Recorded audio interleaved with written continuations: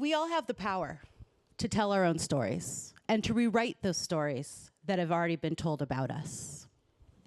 My name's Amaya Webster, as Sandy said, and I work for Tech Matters, which is a nonprofit tech company based in the Silicon Valley.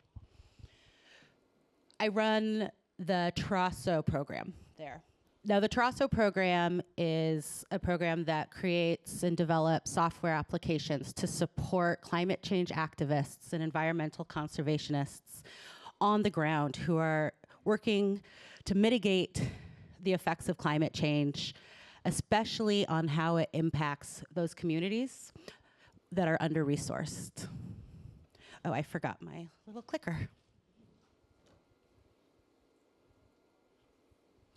One of the tools that we created is a very simple story mapping tool. Now, story mapping tools, if you're not familiar with them, are location-centered tools that are similar to PowerPoints, but way more engaging.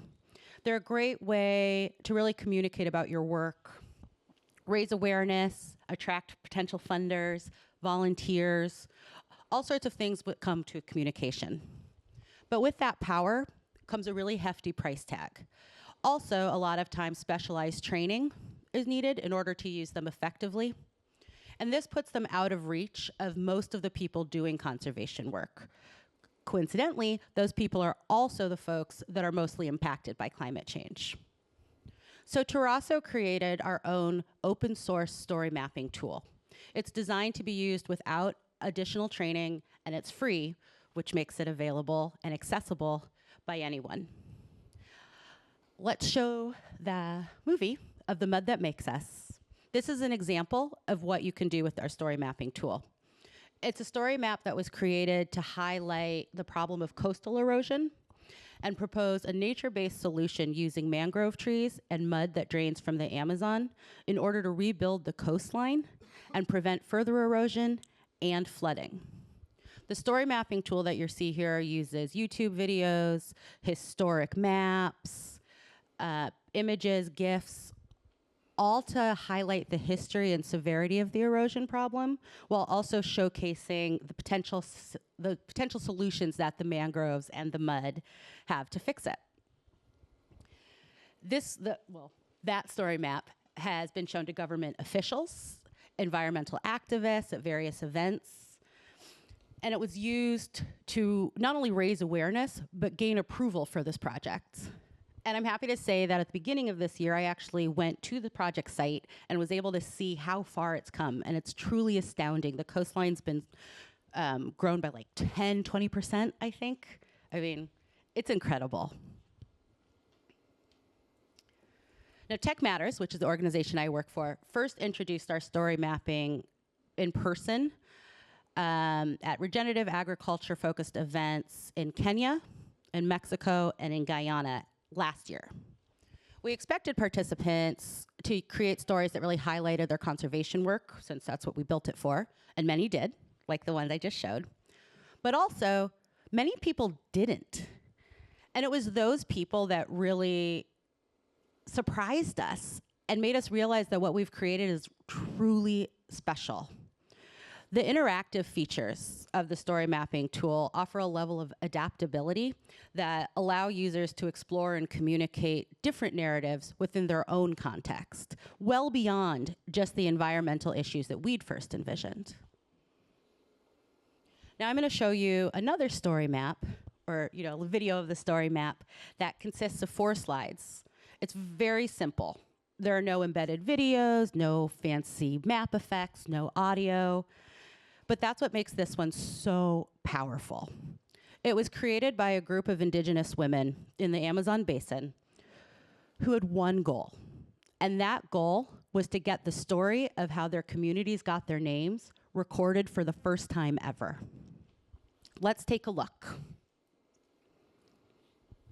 Now, for the first time in this tribe's history, their stories have been recorded. They no longer have to rely on oral tradition. Their stories preserved in the cloud.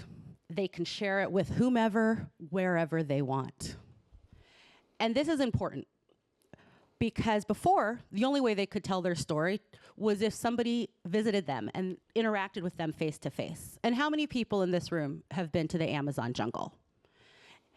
That's actually really cool. How many people in this room have been to that little tiny remote village in the Amazon jungle? I'm guessing none. But now we've all been exposed to their story. Terraso still has a lot of work to do with attacking climate change.